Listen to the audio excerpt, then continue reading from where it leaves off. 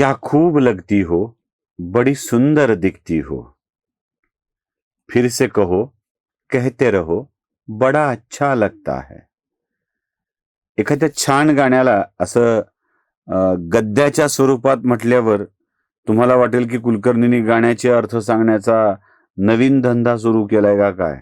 अजिबात नाही. मला गाण्यावर काय बोलायचं नाही. या गाण्यातले भाव लक्षात घ्या. या गाण्यामध्ये ती म्हणत असते की मला चांगलं म्हण.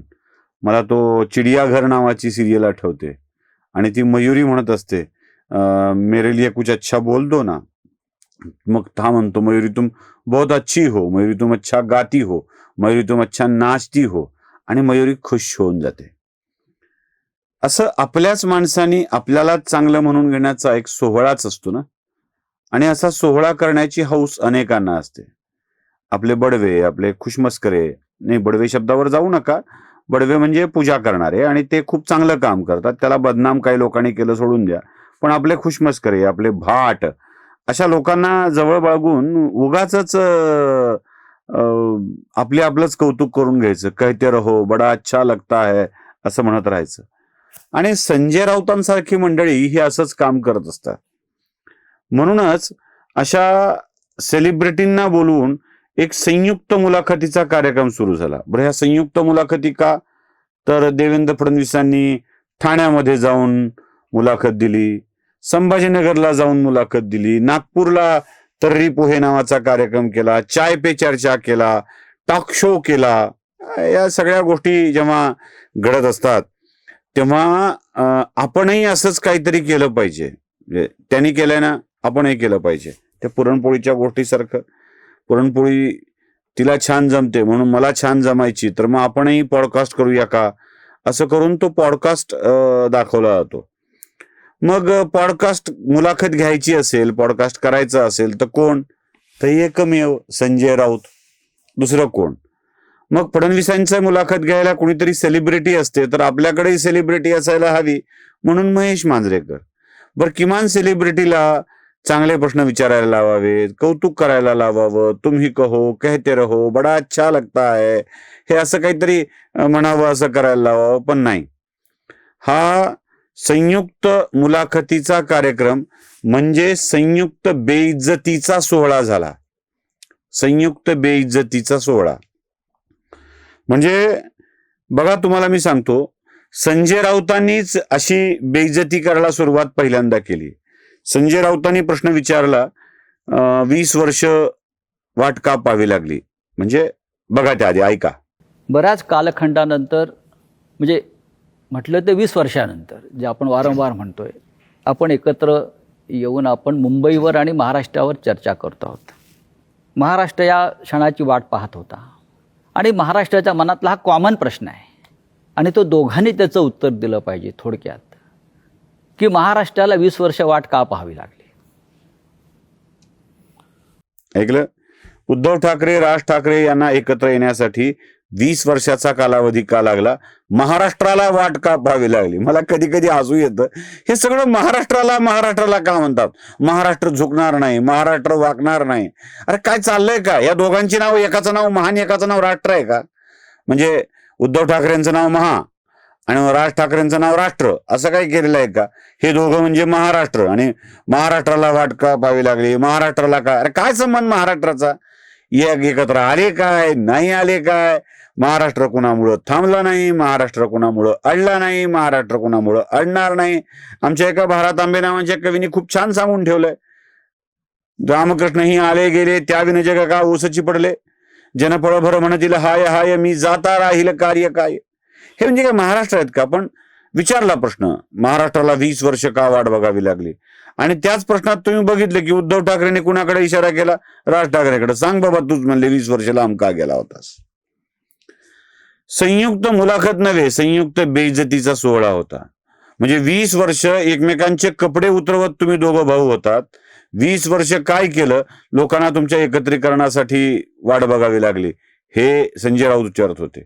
असा प्रश्न म्हणजे कौतुक आहे की बेइज्जती आहे, हे ज्याचं त्याने ठरवावं. बरं, हे संजय राऊत पुढचा एक शब्द उच्चारतात, म्हणजे नाव देवेंद्र फडणवीसांचं, पण मनातले भाव मात्र यांच्या. जरा ऐका. आपण एकत्र आलेला आहात, महाराष्ट्राला आनंद झाला, मराठी माणूस एकवटला. पण भारतीय जनता पक्षाचे सध्याचे मुख्यमंत्री देवेंद्र फडणवीस म्हणतात आपल्या युतीविषयी, ही करप्शन आणि कन्फ्युजनची युती आहे. ही युती करप्शन आणि कन्फ्युजनची युती आहे. कन्फ्युजन तर राज ठाकरेकडे आयुष्यभरच आहे. म्हणजे आपल्या कन्फ्युजनमुळं कार्यकर्त्यांना मनोरुग्ण करणारा नेता, अशी राज ठाकरेंची स्थिती आहे. म्हणजे त्यांच्या पिशवीला भोग एवढं मोठं पडलंय की रोज काही ना काहीतरी गळून चाललंय. शेवटी उरतील ती राज ठाकरे. आमचे उमरेकर फार छान म्हणतात, कुलूप लावून किल्ली कोणाकडे द्यायची हाच मोठा प्रश्न असेल. पुन्हा कुलूप लावायची स्थिती राहील की नाही हाही प्रश्न आहे. कारण काही नाहीच तर चोर काय नेणार काय आहे. म्हणजे ते आमच्याकडे म्हणतात ना की दारुडा माणसाच्या घरी चोरी होत नाही, दारुडा माणूस म्हातारा होत नाही, कारण तरुणपणातच मरतो. घरात काही चोरी करावी असं ठेवतच नाही, त्यामुळे चोरी व्हायचा प्रश्नच नाही. तसं राज ठाकरेंचं कन्फ्युजन आणि राज ठाकरेंचा विषय हे करप्शन आणि कन्फ्युजनची युती आहे. आमच्या गावामध्ये एक शेठजी होते. त्या शेठजींच्या घरी काम करणारी माणसं असायची आणि त्यांना त्यांच्या बायकोची फार भीती वाटायची. प्रचंड घाबरायचे ते आपल्या बायकोला. त्यांना बायकोला शिव्या द्यायची मनोमन इच्छा असायची, पण शिव्या देता यायच्या नाहीत. मग ते सगळ्या गड्यांना रानात काम करणाऱ्या बोलवून घ्यायचे. संध्याकाळी 3-4 लोक आपली जमा व्हायची आणि 3-4 लोकांच्या समोर 3-4 लोकांना बोलवून ते झापायचे. काय झापायचे? मालकीन मूर्ख वाटली का तुला? मालकीन नालायक वाटली का तुला? तिला अक्कल नाही असं वाटलं का? ती बिंडो काय असं वाटलं का? असं गड्याला विचारायचं. म्हणजे गड्याला तुम्ही मूर्ख आहेत, मालकिनीचं ऐकत नाही असं म्हणायचं नाही. तुम्ही नालायक आहेत, तुम्ही मूर्ख म्हणायचं नाही. मालकीन नालायक वाटली का तुम्हाला? मालकीन मूर्ख वाटली का तुम्हाला? असं म्हणत राहायचं. म्हणजे नाव गड्याचं आणि शिव्या मात्र याच्या मनातल्या असं असायच्या. संजय राऊतांचं असं झालंय. म्हणजे करप्शन आणि कन्फ्युजनची युती असं म्हणायचंय संजय राऊतांना, पण नाव टाकतायत देवेंद्र फडणवीसांचं असं ते म्हणतायत म्हणून. म्हणजे हा संयुक्त बेइज्जती सोहळा सुरू झाला ना की असं होतं बघा. याच्यामध्ये एकही संधी सोडलेली नाही आहे ती महेश मांजरेकरांनी. म्हणजे ज्या सेलिब्रिटीला बोलवायचंय त्याला तरी किमान नीट प्रश्न विचारावेत. मांजरेकरांना हे उत्तम पद्धतीनं ठाऊक आहे की आतापर्यंत मुंबई महानगरपालिकेवर सत्ता होती ती राज आणि उद्धव यांचीच. हा, दोघं वेगळं झाल्यावर सत्ता वेगळी झाली सोडून द्या, पण उद्धव यांची सत्ता होती. मग उद्धव यांच्या सत्तेच्या काळामध्ये मुंबईकर म्हणून लाज वाटावी अशी स्थिती जर मुंबईत येत असेल तर उद्धव ठाकरेंनी काय भारे बांधले का हा प्रश्न आहे. भारे बांधले का शब्दपर्यंत ठीक आहे, त्याच्या आधी शब्द मी वापरत नाही.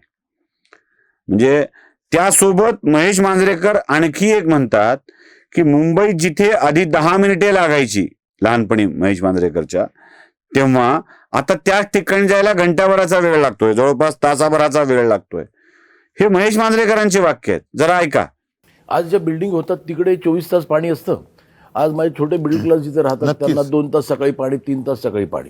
तो जो एक भाग आहे ना की किती क्राऊड का मुंबईत. बरं, आज मला बाहेर पडलो तर जिथे मला 10 मिनिटं लागत होती तिथे आज मला 1 तास लागतो.